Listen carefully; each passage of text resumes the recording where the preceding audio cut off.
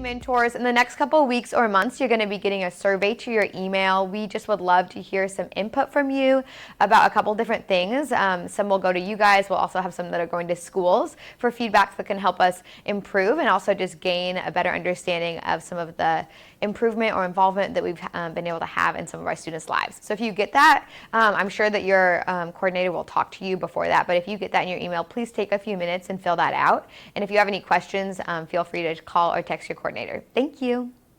Hey mentors, last week we had a few mentor meetups, and this week we are continuing on in different counties meeting with you guys, so make sure to mark your calendars so then you can show up, and then also be mindful on spring break. That will be in the next few weeks, so we have those dates listed down below in the email, so then you can mark your calendars so you don't show up to school when they aren't in school.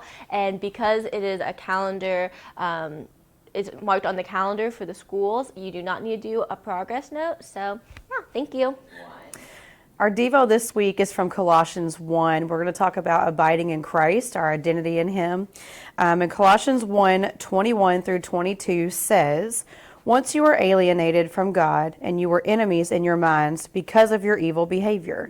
But now He has reconciled you by Christ's physical body through death to present you holy in His sight, without blemish and free from accusation." As Christians, we have the ability to put our identity in Christ and root who we are through the gospel, through the blood of His sacrifice. And when we put our identity in other things, it can lead us down a really treacherous path. When we put our identity in Christ, our activity for Him will be healthy. When we put our identity in other things, it tends to not be very healthy. Even if we are doing it for Him, it can tend to be very unhealthy. And so we need to make sure our identity is rooted in Christ and not in our everyday work in our jobs or even our work in the churches. We need to make sure that we put our identity in Him, and that we are focusing on our personal relationship with Him and what His word says about who we are.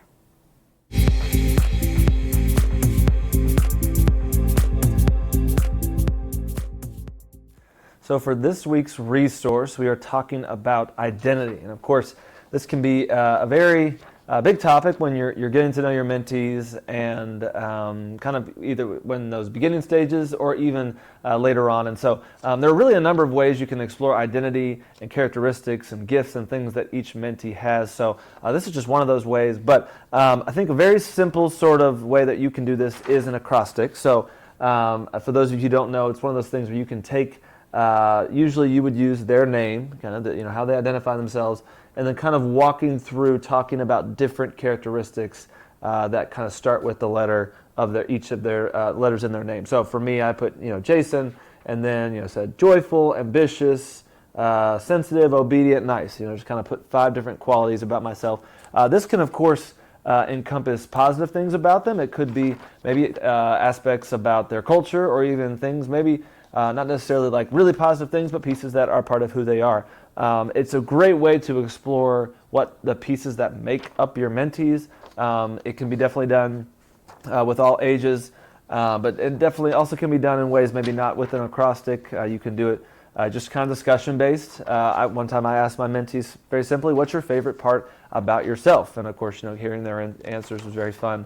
So there's a lot of different ways you can do this. Obviously, an acrostic is just one of them, but can really be a good tool to both explore. And one of my favorite things to do as well is for you to start sharing things you see in them. So of course, you have to get to know them a little bit. But as you do that, a lot of kids love hearing kind of what you see in them, kind of what you've identified as a gift or something you like about them. So really cool opportunity for you to pour into them as well as get to know them. So definitely would love you all to do something like this, or use the acrostic or some other way. And of course, as always, would love to hear about the stories as you use this resource.